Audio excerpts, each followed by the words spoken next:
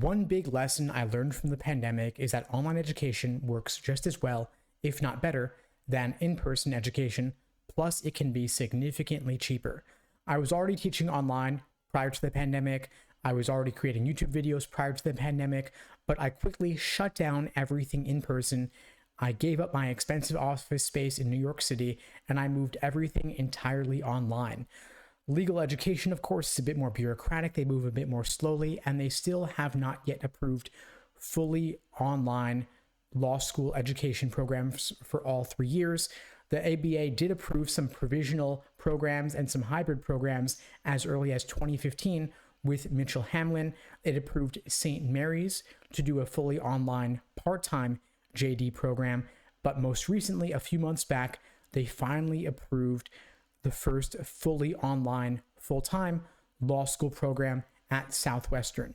Back in May, the ABA voted to increase the limit on distance education from 1/3 of your credits to half, and also removed the rule that students take more than 10 credit hours of distance education classes during their first year of law school. And I'm quoting here from a May article in Reuters titled, "Law Students Can Take 50% of Classes Online with ABA Rule Change." Then back in September, Reuters had another article letting us know that Southwestern Law School launched the first fully online, full-time JD program with ABA accreditation. That program is now accepting applications and expecting to enroll 70 to 80 students starting next year.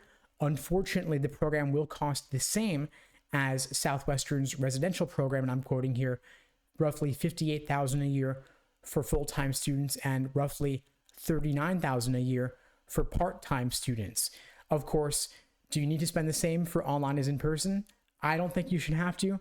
Southwestern does, of course, but there are alternatives such as Purdue's program that is significantly cheaper than the Southwestern program. So do consider the reputation of the school and the employment outcomes. The ABA has approved roughly 18 hybrid or online programs with ABA accreditation, of course, but they vary in their employment outcomes and debt to income ratios.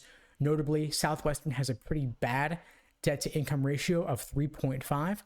Their median debt is roughly $200,000 per year, while their median earnings of their graduates is only roughly $58,000 per year.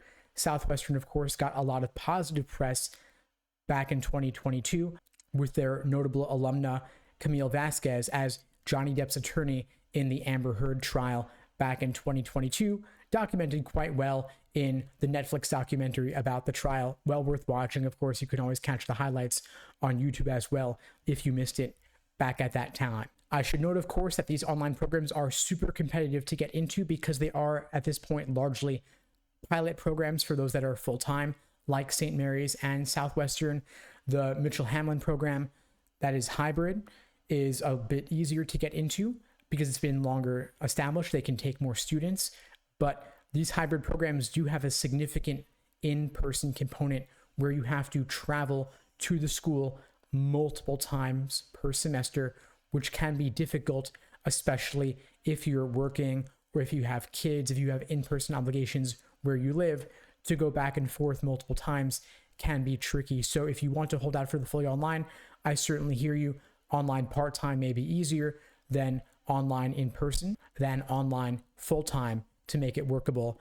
As the Southwestern rep notes, their Dean of Education says in the article here, quote, "A fully online format removes barriers for people who don't live near law school or have work or other commitments that make traditional JD programs unworkable."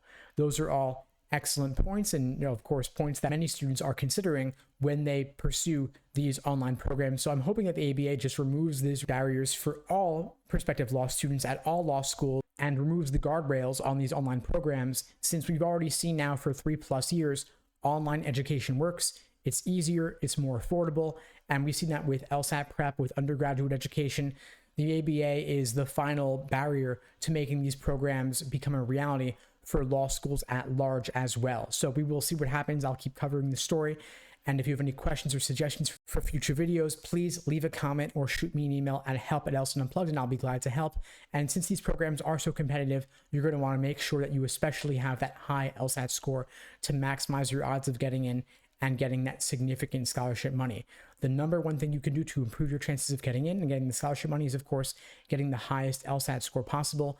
If you'd like my help achieving that goal, if you're looking for that 170 plus LSAT score to maximize your odds of getting both acceptance and the scholarships, please reach out. I'd be glad to help.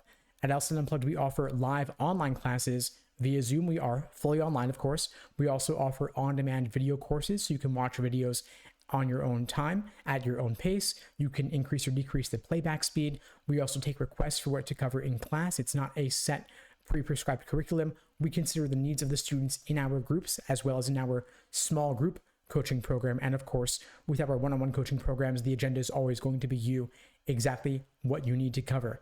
If you're interested in finding out more, please check out the links below this video to book a call with me and my team. We'd love to help you out. We can meet online via Zoom video, or we can also just give you a call via phone, the traditional method, of course, and we can always address questions over email as well at help@lsatunplugged.com. In the meantime, I'll wish you all the best and take care.